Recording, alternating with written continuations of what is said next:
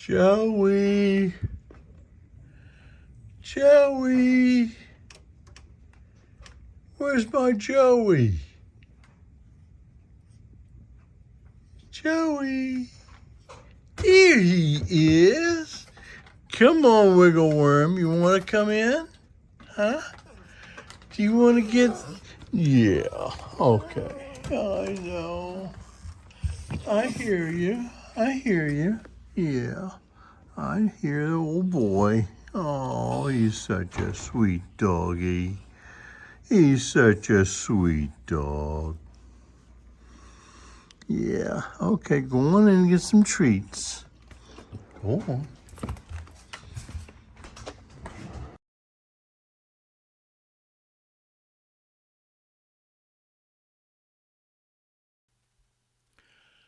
About 5 years ago, my wife and I adopted a dog belonging to my daughter, Amy. She had just moved to a rented house and could not keep the dog, so we agreed to give him a home. His name was Joey. He came with baggage. His first 3 years were in a small cage in a motel room with about 40 other dogs. It was a breeding kennel. His owner was arrested and the dogs went to the shelters. That's where my daughter got him. She had a farm, and Joey was happy to live outside under the porch even in winter. At first, when he moved in with us, he was happy inside, but later moved to our porch. We put a doghouse out there for his comfort at night. After a while, we noticed that he was a little peculiar. When you talked to him, he did not tilt his head and look at us, and his ears did not perk up as with other dogs. He did not respond with tail wags or excitement when we asked him if he would like a treat. If we called his name, his tail would wag because he knew his name. If he saw Judy or me, his tail would wag. Ask him if he wanted to go for a walk or go to the vet, and there would be no reaction. Nothing. I concluded that Joey didn't understand human language. His favorite place was on the porch next to the steps. He would lie there most of the day waiting for us to sit with him and give him scratches and pet him. He also loved to be combed. He had another peculiar trait. When I sat with him, he would not look at me. He turned his head away from me, but he wanted me next to him so that I could scratch him. I would talk to him, but he didn't try to understand or even look at me. As time went on, he got arthritis in his shoulders and hips. Walking became very painful for him.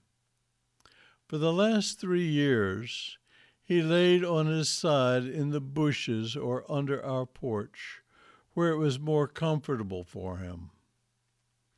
That way he avoided the stairs. He did come up on the porch for our attention. On the 6th of September 2025, he had a heart attack and became very weak. He couldn't move more than a few feet, and then he would lay down, waiting for the inevitable. For 10 days he moved around our yard a few feet at a time and into the woods. I would follow him around daily with a fresh bowl of water. A couple of nights it rained, and I knew he was cold and miserable. I prayed and asked the Lord to take him home. Yes, there are animals in heaven, but he didn't. To spare him from suffering, I put him down. it was the hardest thing I have ever done. That night it had rained very hard, and I knew I had done the right thing. Although we had him only 5 years, we grew to love him very much. Judy and I would sit with him, off and on during the day, and talk to him as though he understood. Judy would sit with him and sing to him, and he just melted into her side. When she was finished singing, he would look up at her as if to say, "Do you really love me?" His only greeting was to thump his tail on the porch to let us know he was happy to see us. After he was gone, I sat on the porch on his favorite place, grieving over our loss. I asked the Lord why he had not answered my prayer to take him home. The Lord answered, not with his voice, but with a verse that came to my mind like a flash. It was from Hebrews 9:27. And it is appointed for men to die, but after this, the judgment. I doubt if dogs face a judgment, but I realize that dogs, and probably all his animal creations, have an appointed time to die. I had hastened Joey's time in the name of mercy. Later I asked the Lord what his purpose was. I told him that Joey was not a companion, as he rarely left the porch. He didn't know how to play or fetch. If you showed him a stick and then threw it, he would look at where the stick landed and walk away. He wouldn't go for rides because he hated the car. All he wanted to do was sleep, eat, and be scratched. What was his purpose? Then the Lord shared with me something profound, not in words, but an impression that contained his love, disappointment, and yearning, and other emotions. Joey had never learned to understand people when they talked to him. Just like we don't know how to understand the different ways God talks to us.